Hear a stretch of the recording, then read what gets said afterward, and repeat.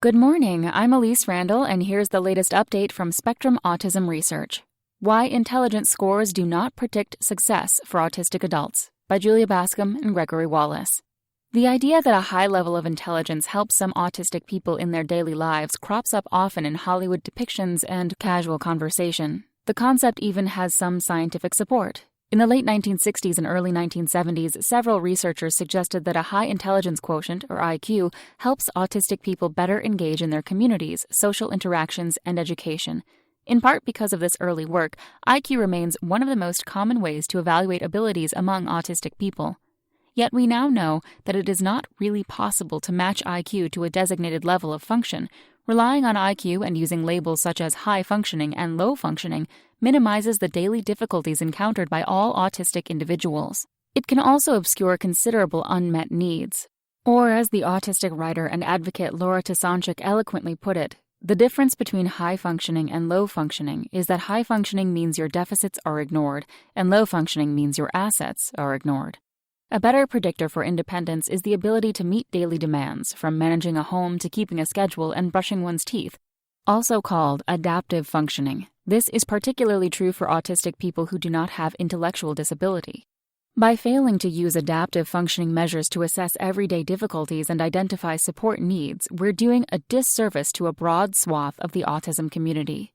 In the most recent edition of Psychiatry's official guide, the Diagnostic and Statistical Manual of Mental Disorders, or the DSM-5, there has been a shift away from IQ scores to measure the degree of intellectual disability. Instead, the DSM-5 uses age-standardized adaptive functioning scores to gauge functional needs. These scores encompass communication, interpersonal skills, social responsibility, personal care, and safety, skills that enable independence in the face of changing environmental demands. Hidden struggle. The trouble is the DSM-5 only indicates using these assessments for autistic people who have intellectual disability. This leaves out those autistic people without intellectual disability who may benefit the most from using adaptive functioning as a measure of everyday skills and difficulties, as well as potentially unmet needs. In these individuals, cognitive skill as measured by their IQ score is likely to mask the extent to which they struggle to meet everyday demands.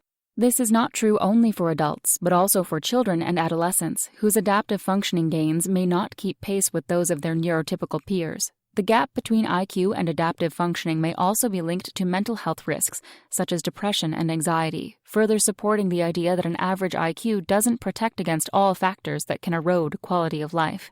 The cause of this mental health risk is unclear. Although it is conceivable that high IQ leads to greater anxiety and depression among autistic adults, other factors probably contribute as well. For example, any adult may feel pressure to meet certain social expectations, including earning a college degree, obtaining a job, getting married, having close friendships, and living independently. The perceived failure to meet these expectations could harm anyone's mental health, and autistic adults are particularly vulnerable. Autobiographical accounts by adolescents and adults diagnosed with autism later in life reveal the consequences to mental health of many years of unmet adaptive needs. These individuals often feel they have failed on many fronts because they lacked a support network to succeed. If a person's needs aren't recognized, it's difficult for her to realize that her perceived shortcomings are not her fault. Quality of life. The research on adaptive functioning in autistic adults without intellectual disability is lacking in scope and depth. Perplexingly, studies of treatments rarely focus on adaptive skills for autistic people in adolescence and adulthood, though efforts conducted over the past year are beginning to rectify this.